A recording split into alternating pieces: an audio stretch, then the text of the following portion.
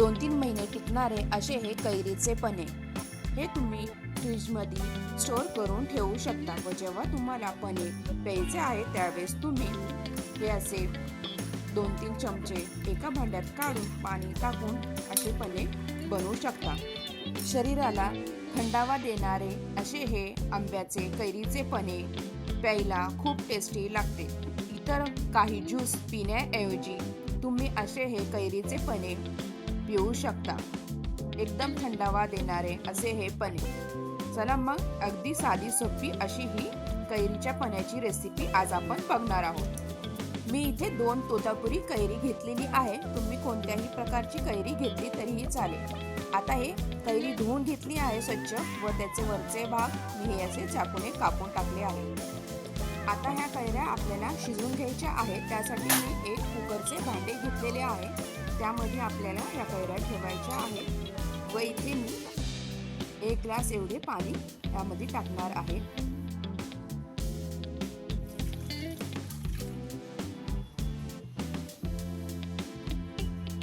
थोडेसे अजून मी इथे पाणी टाकलेले आहे, अर्धा ग्लास एवढे.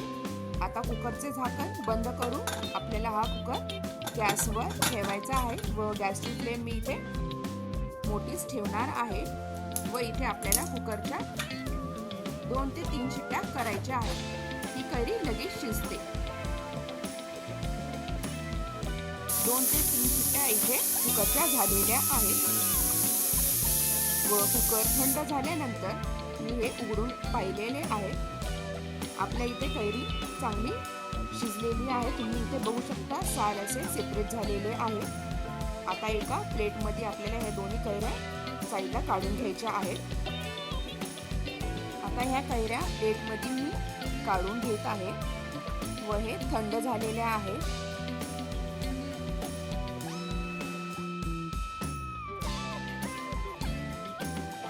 प्लेटमध्ये काढून झाल्यानंतर पूर्ण थंड झाल्यानंतर आपल्याला या कैरीचा पूर्ण गर काढून घ्यायचा आहे. साली सेपरेट करून घ्यायच्या आहे व चमच्याच्या साहाय्याने तुम्ही हा गर काढून घ्यायचा आहे. मी या कैरीचा गर डायरेक्टच काढून मिक्सरच्या भांड्यात टाकणार आहे, कारण का आपल्याला हा गर मिक्सरच्या भांड्यात फिरून घ्यायचा आहे. अशा प्रकारे पूर्ण पोळीचा आपल्याला हा गर काढून घ्यायचा आहे व बाकीच्या ज्या साली आहेत त्याचे पण पूर्ण गर हा शिजल्यामुळे चमच्याच्या साहाय्याने लगेच निघणार आहे. कैरी एकदम सॉफ्ट अशी झालेली आहे.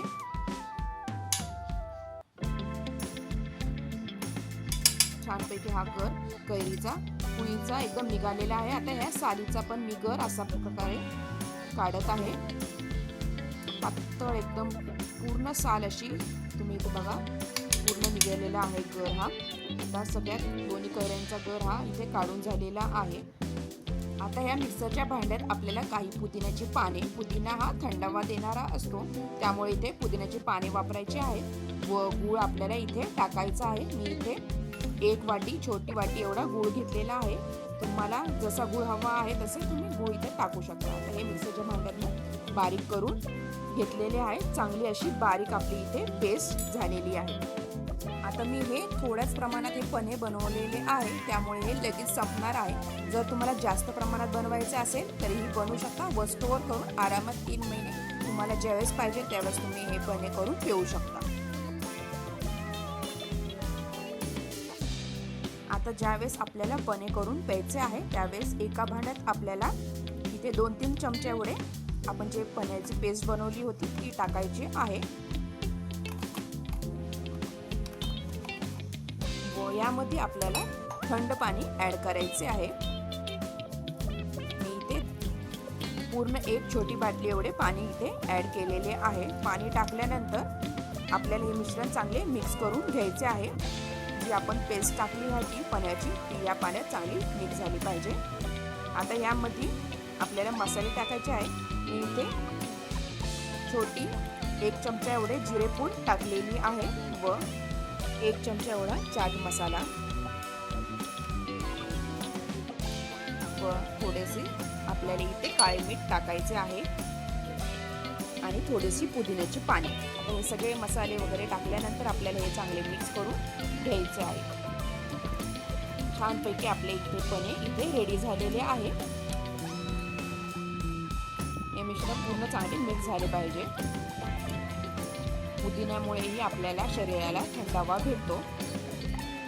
इथे तुम्ही यामध्ये काळी मिरी पूडही टाकू शकता. चांगले मिक्स करून मी इथे हे मिश्रण घेत आहे. छानपैकी आपले इथे पने इथे रेडी झालेले आहे. आता हे सर्व करायचे आहे. सर्व करण्यासाठी एका काचेच्या ग्लासमध्ये आपल्याला हे मिश्रण टाकायचे आहे व तुम्हाला इथे थंड हवे असेल तर तुम्ही 2-3 इथे बर्फाचे खडे टाकू शकता. आता थोडेसे डेकोरेट करण्यासाठी मी एका ताटलीमध्ये थोडेसे मीठ, थोडेसे तिखट आता हे मिक्स करून घ्यायचे आहे व काचेला आपल्याला वरतून असे लावायचे आहे. हे ऑप्शनल आहे, तुम्हाला लावायचे असेल तर लावू शकता, नाही लावले तरीही चालेल. आता आपण तयार केलेले पने या ग्लासामध्ये टाकून त्यामध्ये 2-3 बर्फाचे खडे टाकायचे आहे. मस्तपैकी थंडगार असे हे पने आपले इथे रेडी झालेले आहे. तुम्हाला ही रेसिपी कशी वाटली नक्की कमेंटद्वारा कळवा व उन्हाळ्यामध्ये अशा प्रकारे थंडगार असे पने करून नक्की प्या व माझ्या चॅनलला लाईक, शेअर आणि सबस्क्राईब करायला विसरू नका. धन्यवाद.